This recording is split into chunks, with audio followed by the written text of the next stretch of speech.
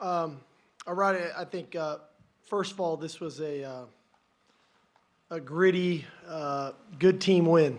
You know, I thought that we did not play our best football today, clearly, but I think that that's a sign of a pretty good team when you can fight through and persevere and find a way to win when you're not playing your best. And I think a lot of this game speaks to our culture, that we hung tight together, we fought together.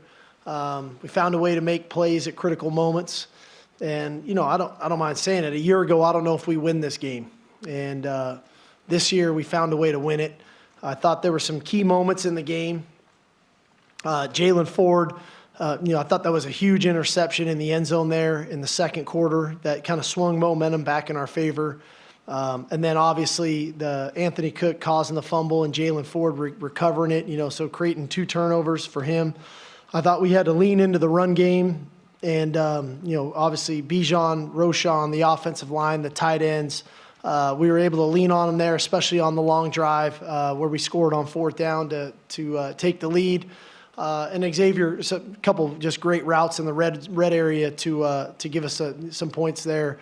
So all in all, not the best we can play, and we need to play better moving forward, but that doesn't discount the grit, the perseverance, the ability to overcome the adversity, that majority of which was self-inflicted. But like I said, I knew this was going to be a hard week for us. That's a good football team, Iowa State, and but we can play better, and we're going to need to play better moving forward. But really proud of our guys with getting the win today. Right over here in the middle, Bob. Sark, you've talked so much about the mental intensity that it takes to win games. What did you see out of your team when you went down 21-17? What I saw is a group that believed, that they believed, all right, let's just go do what we're supposed to do and how we're supposed to do it. I think clearly on that drive, we kind of relied on some veteran playmakers to make their plays. That drive was pretty much exclusive Roshan and Bijan until the 4th down play when Xavier made his play. So we kind of leaned into the guys that I knew I could count on at the most critical moments. And that takes nothing away from the other guys. But when you get in those moments, you want to make sure that it's, to me, it's about players, not plays, And I tell our team all the time, we compete with our schemes, but we win with our people. And those guys, and the O-line and the tight ends, they gutted it out. And even when we threw the screen on 3rd down to Bijan. But then ultimately the 4th and 3 play there, Xavier ran a heck of a route and Quinn made a great throw. But it felt like it was that moment where we had to lean on those 2 guys to get us back and get the lead in the game. Coach, you've talked about your defense and how well they've played outside of one half. They've been pretty consistent all year long. Talk about this game as far as getting the pressures and going against a really good team that was moving the ball, them recovering after Wyatt Watts, and then maybe if you have an update on Watts as well. Yeah, I think all 3 guys that kind of went down today, they were all stinger related. Jaron Thompson went out early in the game. Hayden Connor went down, and then Ryan Watts. The good news on Ryan Watts, all the tests came back that it's nothing structural, which is good. So it shouldn't be a long-term thing. It's obviously going to be day to day. I'm sure he's going to be sore. So, but the good news is he's good on that end. So, but replacing him, Ryan's been a steady player for us at corner in that boundary corner position, and some young guys got thrown to the fire a little bit against a really quality receiver. Hutchinson's a heck of a player, and we had a couple miscommunications in the back end today that were unlike us. We haven't been giving up the explosive pass play, and we gave one up today for the touchdown. They had another one that he doesn't come down with late in the game. So we've got some things to clean up back there. But I thought it was a good moment. Jahdae Barron was able to go back out and play corner for us today. And that's just having the depth where Gilbo could play star. So, in the end, I keep coming back to it. Like we didn't play very good, but we played hard and we played tough and we found a way to win. And to me, generally that's a sign of a pretty good team that you can not play your best football, but find a way to win. Now, we got stuff we're going to have to clean up on Monday to get back to it, because we're going to have to play better than we played today moving forward. In the middle, Cedric. Hey, Steve, lost in some of the win is offensive line kept the pocket clean and opened up a lot of holes today. They were kind of like the unsung heroes.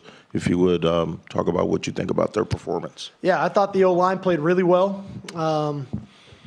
Early in the game, I thought we were a little spotty up front. There's a couple runs, a couple things that we thought we would handle better than we did. That I thought once the game settled down, we did handle it. And I thought those guys settled into the game. But they opened up a lot of good running lanes, like I said, for those runners. I thought the pockets were clean. I thought that in the pass game, we were just a little off. We hit the big play to Jordan Whittington, we get a holding penalty. We have a play to Casey Kane for an explosive potential touchdown. We don't come down with the catch. Quinn maybe a little quick in the pocket to kind of flush a couple times. So we just weren't as in sync in the passing game as I would have liked. But the offensive line, in my opinion, all day kind of leaned on them. I thought with the conditions, it was hot today for mid-October. It was hot. And I thought that had an effect, and those guys stayed mentally strong and got the yards when we needed to have it, especially even in the last drive. You got to finish the game with the ball in your possession. You don't want to give it back to them, and we found a way to get a first down. What did you see? They went 9 of 13 on third down. What was causing, or 9 of 15? What was causing problems on third down for your defense? They did a couple nice things, kind of flooding zones, which. And then he was throwing the ball accurately, and they were catching it, So when they flooded the zones, it was an issue. When we played man, they had a couple good man beaters on, where even the one third down prior to on the last drive, we kind of ran into one another. And so it was kind of a catch-22. Do you want to play man? Do you want to play zone? That affected us. But they made their plays against both. In the end, we got to find a way to be more combative on the ball and force incompletions. You said you knew it'd be a hard week, partly, I guess, because Iowa State's always been tough for Texas. But the combination of Oklahoma coming off that, and did you see kind of a lack of focus? You had a couple big offside penalties.